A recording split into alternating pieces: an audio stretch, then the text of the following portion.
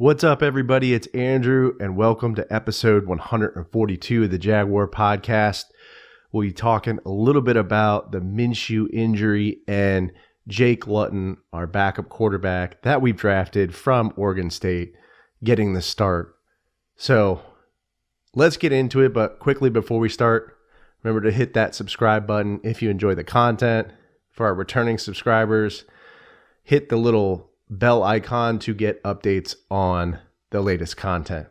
All right, so Gardner Minshew was revealed this week that he has suffered a fractured thumb, multiple fractures to his right thumb, and a sprained ligament in his throwing hand, which is his right hand, like I said. And he will not be playing in the upcoming game against the Texans. So I have a lot of thoughts on this. First, it makes a lot of sense to me that he had this injury because of just his performance. His throws were a little off. He was throwing some ducks in the game against the Lions. Pretty much the same, with the Bengals game as well. So it makes sense to me. I think the optics and the transparency from the Jaguars on this is a different story. I'm going to get to that in a second. But, kudos to Gardner Minshew for sticking in there, essentially hanging in there. Sounds like a real painful injury, but, he's a tough dude. Just heart and balls, man. Heart and balls. And, he's really competitive and he wants to win. And, it's just got to be a tough situation being in this organization where, they haven't surrounded him really with the coaching staff and the front office. And I would say some tools offensively, more on the offensive line to be successful in this league. So, kudos to him. But I think more of my concern is surrounding the optics and the transparency of the Jacksonville organization around this injury. Because, based on Doug Marrone's press conference, Doug made it sound like Gardner was kind of not being transparent about his injury and didn't tell them. And I'm very skeptical about that. And I have a couple reasons. I'll tell you why. I think one is looking back at the Jalen Ramsey injury. He had that back injury. Everybody thought he was faking it. They weren't very transparent about that. We found out later that they traded him away to the Rams. So I think everybody kind of knew that there were issues inside of that organization with Jalen Ramsey. But, again, they kind of made up the story about the back injury.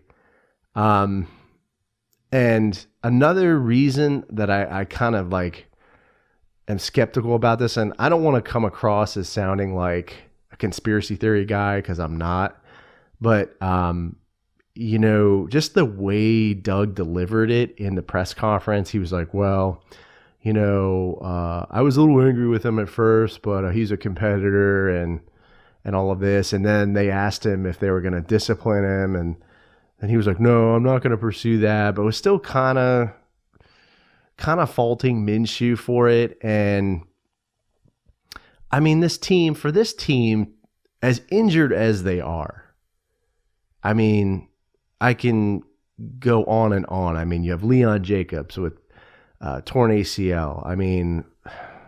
Avery Jones hurt. Tyler Eifert was out.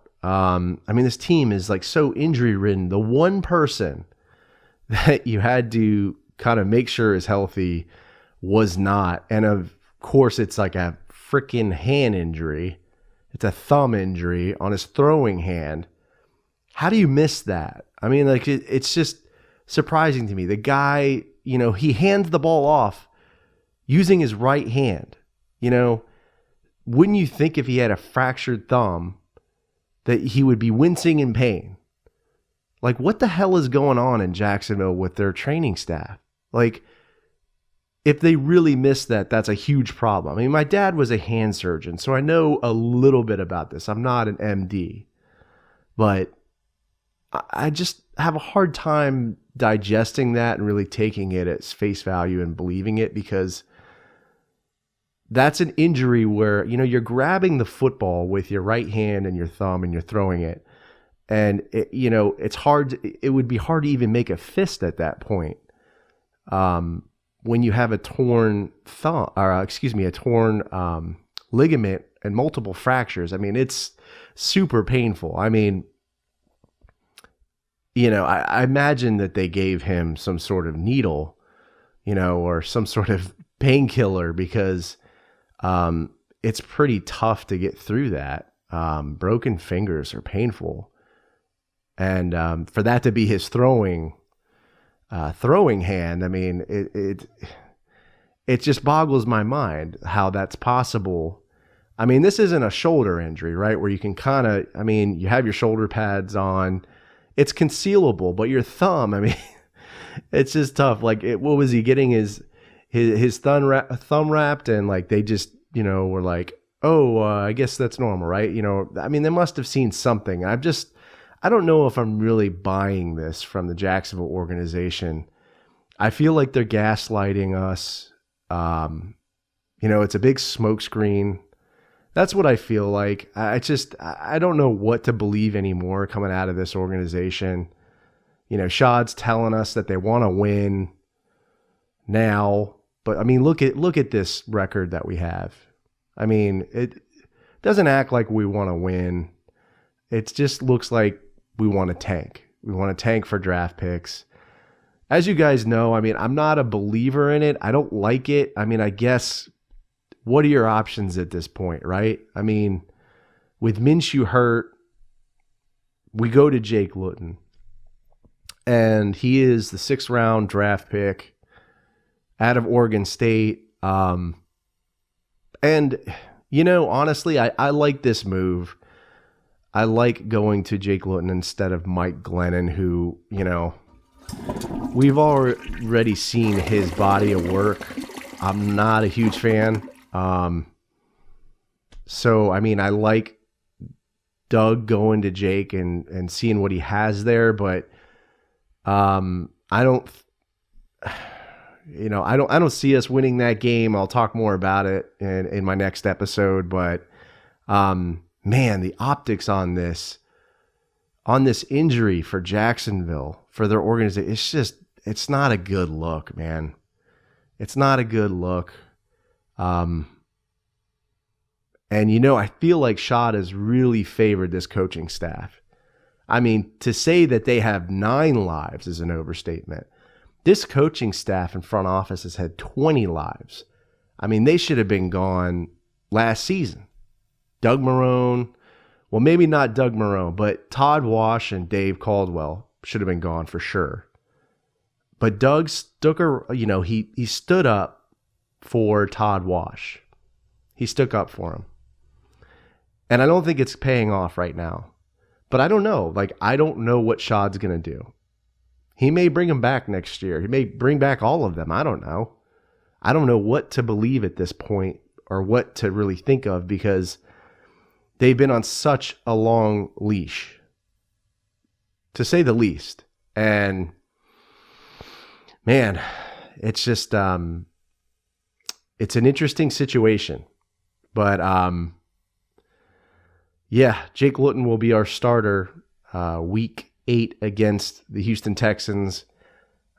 I'm interested to see what he does. I mean, he's got a quick release. Looks like he's pretty accurate based on his, college highlights. He can move around pretty well. He can scramble. But, it'll be his first game. I mean, the expectations for me are pretty low, especially given our record and, the opportunity to get draft picks. But it'll be interesting to see what Jake Luton can do.